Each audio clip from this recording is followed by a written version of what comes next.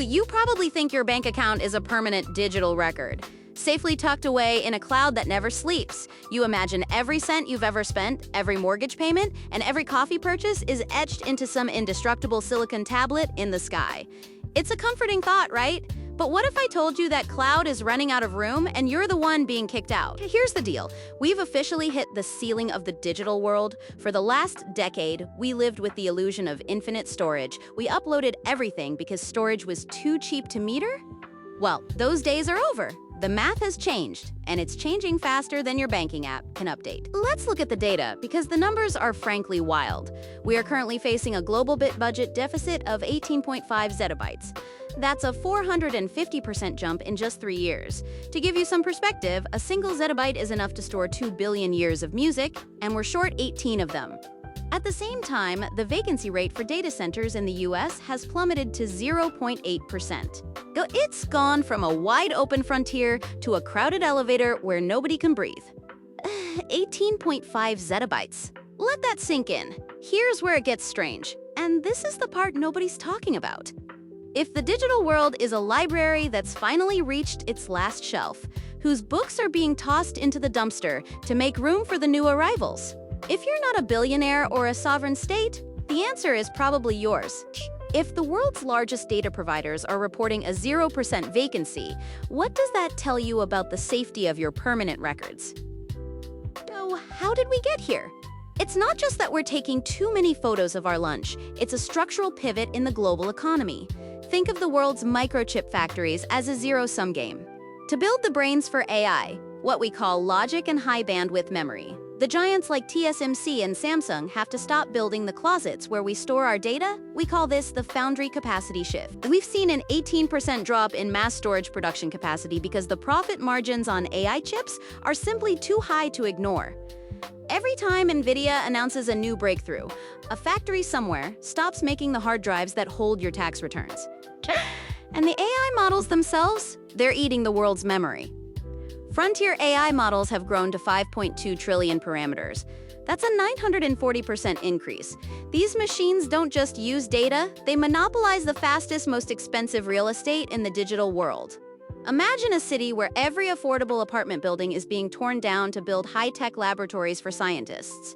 That's exactly what's happening to your data. Your bank records are being evicted from fast, reliable SSDs and moved to cold storage. We're talking about magnetic tape technology from the 1970s. That's slow, prone to failure, and buried in mountains. Cloud storage costs have already spiked to $85 per terabyte, up 325%. That number blew me away when I first saw it. $85. Let that sink in. Here's where it gets strange, and this is the part nobody's talking about. When the cost of keeping a record alive exceeds the value of the customer, the record disappears. And honestly, this is the most interesting part of the whole story. We're moving from an era of save everything to an era of digital Darwinism. Only the most profitable data survives the cut. If your bank has to choose between storing your 201-eat transaction history or 5 trillion parameters of an AI that predicts stock moves, who do you think wins? If your digital history is moved to a basement you can't access, do you still own your financial past? Now, this is where it takes a dark turn into what I call storage apartheid. While the average consumer is being told their data is archived for their own protection, the ultra-wealthy are playing a completely different game. They've seen the writing on the wall, they know the cloud is no longer a safe deposit box, it's a crowded rental.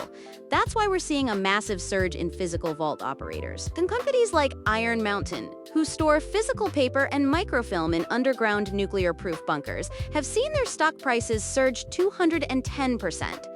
The elite are literally going back to 19th century methods to ensure their deeds and titles don't get deleted by an AI update. But it gets even more sci-fi. There's a new asset class emerging: DNA data storage. Companies in this space are seeing valuations hit $45 billion. Why? Because you can store the entire internet in a few grams of synthetic DNA, and it lasts for thousands of years without needing electricity. But here's the catch, it's incredibly expensive. We are witnessing the birth of a two-tier global web. The top 1% will have their histories encoded in glass and DNA stored in mountain vaults. The rest of us? We'll be left with generative records, AI reconstructed guesses of what our bank accounts used to look like. It sounds like a dystopian movie, but look at the institutional capital flowing into analog redundancy. It's not a conspiracy. It's a hedge. $45 billion in DNA storage. Let that sink in. Here's where it gets strange. And this is the part nobody's talking about. If the people building the future are so desperate to store their own data in physical vaults, what does that tell you about the cloud they sold us? Think about that next time you see a storage full notification on your phone. Why are the people building the future suddenly obsessed with 1,000-year-old storage methods? Let's zoom out for a second. This isn't the first time humanity has faced a storage crisis. In 1086, William the Conqueror commissioned the Domesday Book. It was a comprehensive survey of everything in England, every cow, every acre, every peasant. If you weren't in the book, you didn't legally exist. You couldn't claim land, you couldn't seek justice.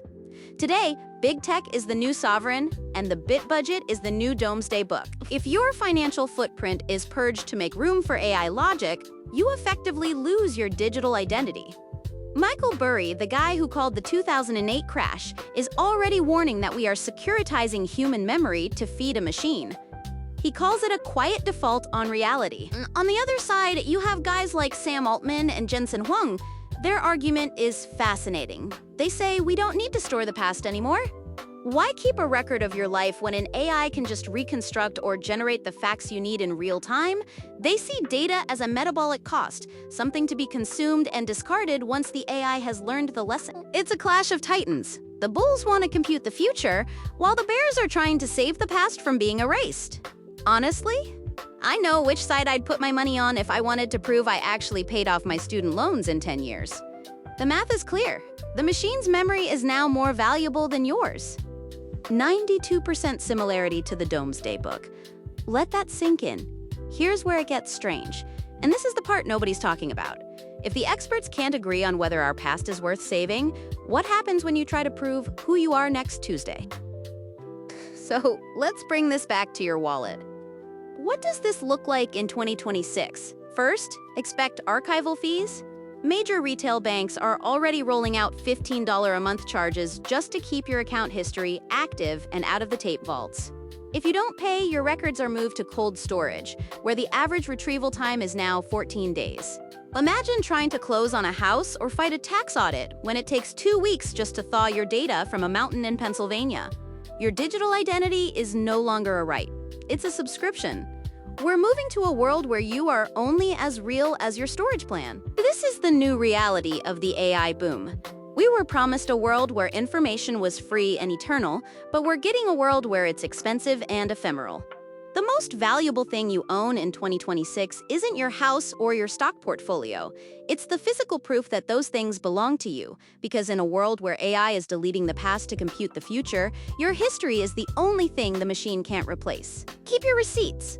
Buy a printer? Because the cloud is full and the eviction notices are already being sent out.